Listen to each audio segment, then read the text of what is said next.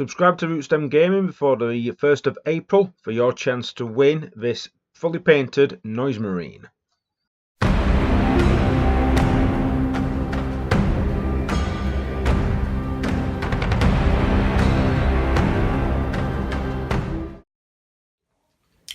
Hi guys, welcome once again to my weekly roundup. I've got a lot to talk about this week, especially with the Forge World Weekender happening. I'm currently recording this on a Sunday night because I'm not going to be here Monday or Tuesday because I'm going away. And there's a lot to go through. Forge World especially have released a hell of a lot of stuff. And of course you've got all the lovely Genestealer goodies that's going to be coming out as well. So without further ado, let's crack on to it. Although before we begin, I am going to ask if anyone else has actually had problems with the black, the Addon black that you get from Games Workshop. For some reason, the last couple of pots I've had, it seemed very oily and don't want to go on very well, regardless of what I'm thinning it with, either water on the wet palette. Sometimes I use the flow improver because of course it's a medium.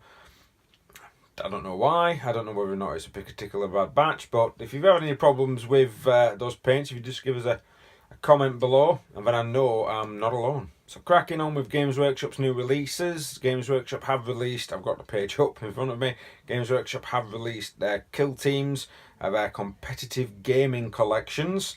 I've gone live on their website. They're available to purchase now, and of course you can get Stan's Disciples if you're wanting to get that cool looking Genestealer gunslinger early. There's a load, of course, of Genestealer cult goodies up for pre-order. Pretty much everything we've seen so far is up for pre-order. I'm not sure about the prices though on these. The Jackal Alphas, the biker with the sniper rifle, he's coming in at £22.50. I'm not quite sure what dollars that is, but that's pretty pricey for a guy on a bike. Especially considering when you look at the squad that comes with 4 bikers and the buggy, that's coming in at £32.50. So for an extra tenner, I can have another 3 bikes and a buggy. I've got a funny feeling that's being priced on what it can do in the game and not the model itself. You've also got on here the goodies for the Locust, a Magus and a Nexus, but there isn't the Gunslinger. So my fears of only being able to purchase the Gunslinger to start with in the Kill Team box set, unfortunately, they've materialised. Although the Gunslinger gun set, it comes with a bit of terrain, comes with another squad that I'm wanting to buy, so I might try and find one of those online. So moving on to some Adeptus Titanicus new releases. Titan Death is out. I've had a friend of mine's got this already, and we've had a good look at the actual book. We managed to go down to Forge World and even have a look at the book there before it became released. It's got some good goodies in there, especially the campaigning system. It's very detailed, tells you how to continue on with various different Titans if they're battle damaged. I'm liking it. I'm liking the book. Whether or not £22 though, so it's a bit more like a Codex price. It's not as thick as a Codex though, so I'm wondering if that's more of a Forge World price rather than a Games Workshop one. You've also got 3 new Titanicus transfer sheets for some of the units that's come out in Titan Death, but you don't normally get transfers for.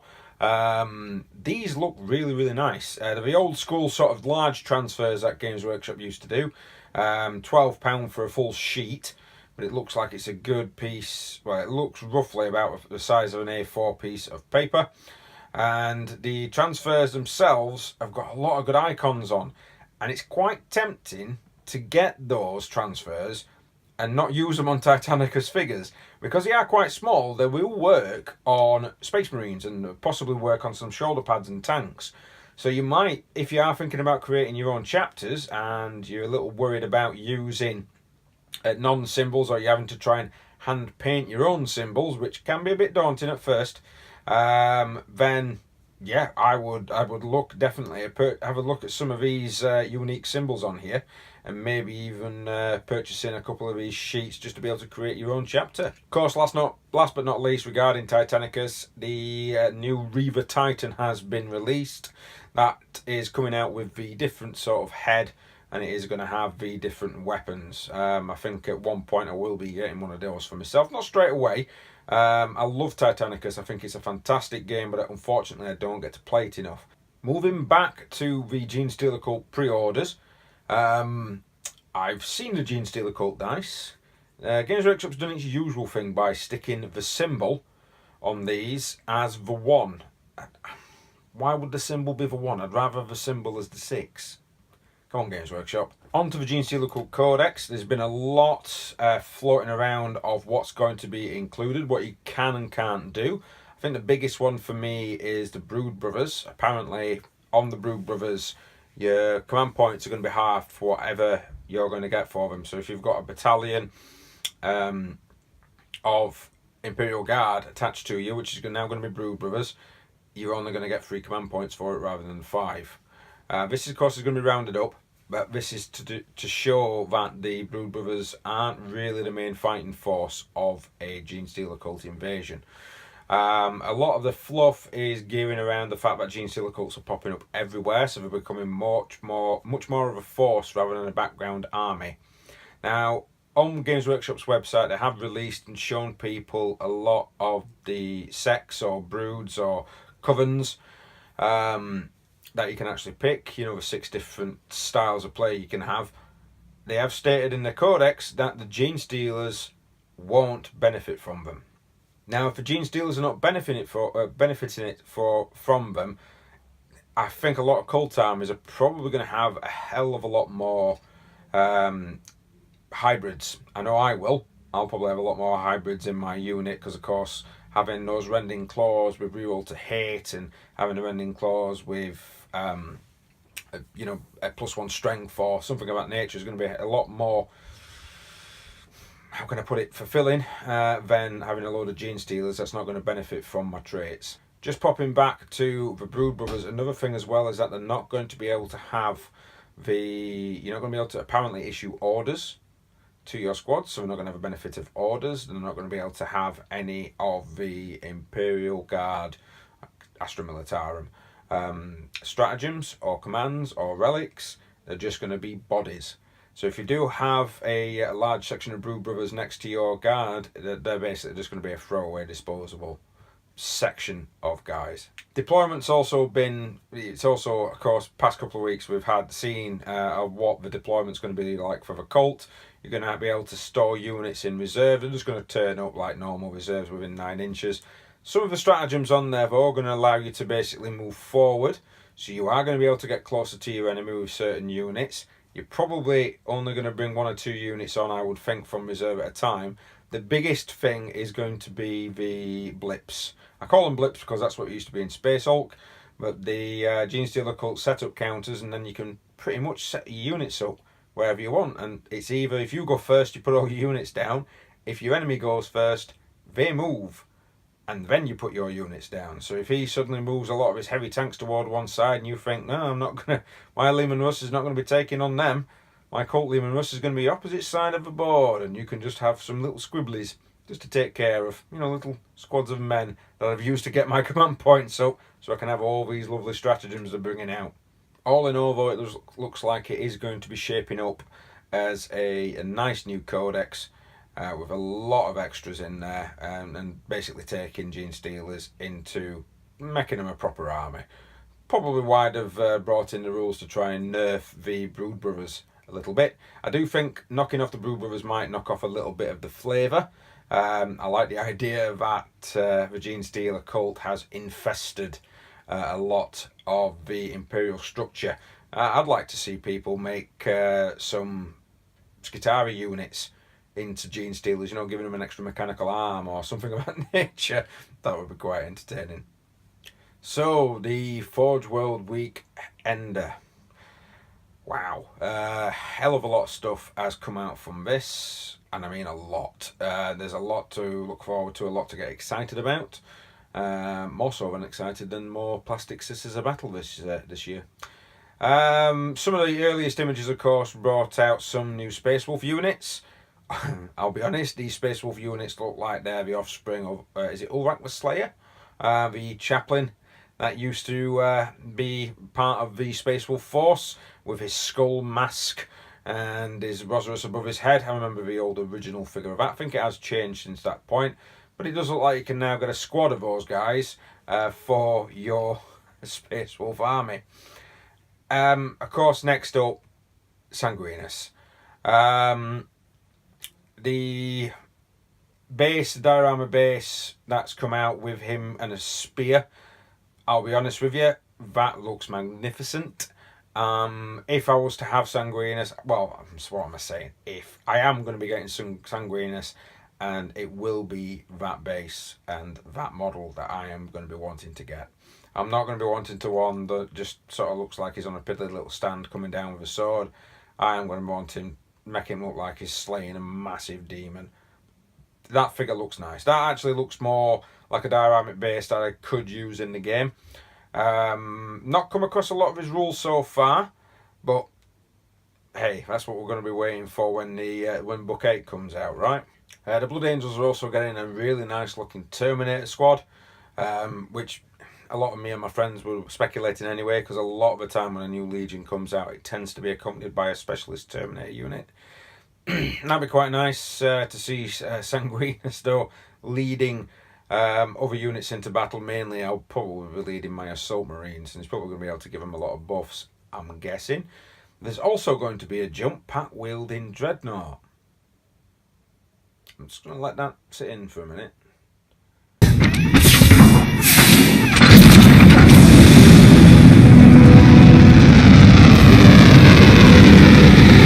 Now, one unit that's come out that's actually got me all a little bit nostalgic is the Mighty Maul. If anyone remembers the Maul in the original Space Marine / Epic game, yeah, this is it's a very good rendition of it, to be honest. Looks quite nice. Whoever's painted it up has done a good job of it as well. Does look like it's got some Volkite on there for defensive purposes, but if this is, well, I'm guessing it's going to be a Maul. The other ones did look like termites to me, so they look like smaller ones. This looks like the original Imperial Maul. No question on how much it's going to cost, but that's got me quite excited. Book 8's also going to contain White Scars rules, and of course it's going to contain Khan's rules, unless it's already out, I can't remember. The White Scars figures do look nice. I'm not quite sure about the Cataphract Terminator with the eagle on the shoulder, because I'm not quite sure what the eagle's going to do, but they do come by the looks of it with a couple of different weapon and head options, which is always nice. It's nice that you're going to be able to get some different options. A Contemptor Dreadnought and Leviathan Dreadnought for the White Scars is also being released. The Blood Angel ones are already out, I think. I'm not 100% sure, but I have already had a look at those at Forge World, and they're some really, really nice looking figures. The Leviathan one as well for the Blood Angels comes with assault cannons in its chest, rather than actually coming with heavy flamers or Volkites, which I find quite interesting. Also on the weekend, we've got to see some new Necromunda figures coming out. There's a new squat that's going to be released. That got a few of my friends excited, because of course you never know, we might start bringing out maybe mercenary groups. And you might be able to take a team of potential mercenaries. That'd be quite nice. Having a small army of those in the 40k would be quite interesting as well. They've got some nice, well, I think, is it Delac? Yeah, Delac's actually got some new heads coming out. Now these heads do look a little bit sinister. They're all bald, they're all a little bit odd shaped. I know there's always hints that there might be a cult uprising in Necromunda with Delac, you never know. But these heads, with a little bit maybe of snippy, might be able to be good for converting some of your Imperial Guard into Brood Brothers. That would be quite interesting if that's going to work. And there's some bomb rats. I'm not kidding when I say this. Basically rats that have got bombs either in them or on them, including a rat with a candle on its head and wheels behind it, all armed with dynamite. Apparently these are going to be for House Corridor gangs, which does explain the candles, and they're going to be quite interesting to play some games with. I can see those becoming very, very irritating and quite annoying. They also look like they're bringing some weirds back, which is pretty cool. They're probably going to have some special rules for our own Warcraft, and I'll be honest, one of those figures does look a little bit like a demon host, so If you wanted to, some of these figures could be actually quite useful for having yourself some little units, some Inquisitor units, always doubling up in your 40k styles of just being an Inquisitor. I'm always up for people using other figures from elsewhere for Inquisitors. I think they do fit quite well. Now back onto some new Adeptus Titanicus rules and news. Oh, I do like my Titanicus. The Doom of Molech is going to be the next expansion book coming out for Titanicus. No real mention on release date. It's probably going to be in a couple of months' time. This is going to open up even more battles for Adeptus Titanicus. It feels a little bit like the Gang Wars that you got with Necromunda, or the Spike magazine books that you got with Blood Bowl. So it's kind of like the main game has come out and you're just going to be able to get bits and bats, and it's just going to keep adding and adding and adding, which is pretty cool. I mean, I do like the Adeptus Titanicus game. I like Necromunda as well. I have got one of those recorded. That's going to be going up on the site soon, and it'll go up quite a lot earlier if you're a member of rootstem.co.uk. They've also released some new looking buildings with spires. Ooh, now these spires, they are interactive with your existing terrain set, with the existing plastics for the Sector Imperialis kits that have already come out.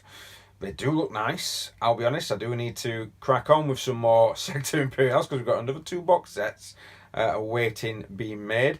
On top of that, there's a couple of boards, a couple more boards that you can actually purchase. They have got the 2x2 tiles. They do look nice. Sometimes I'm not quite sure where you can put your buildings on them.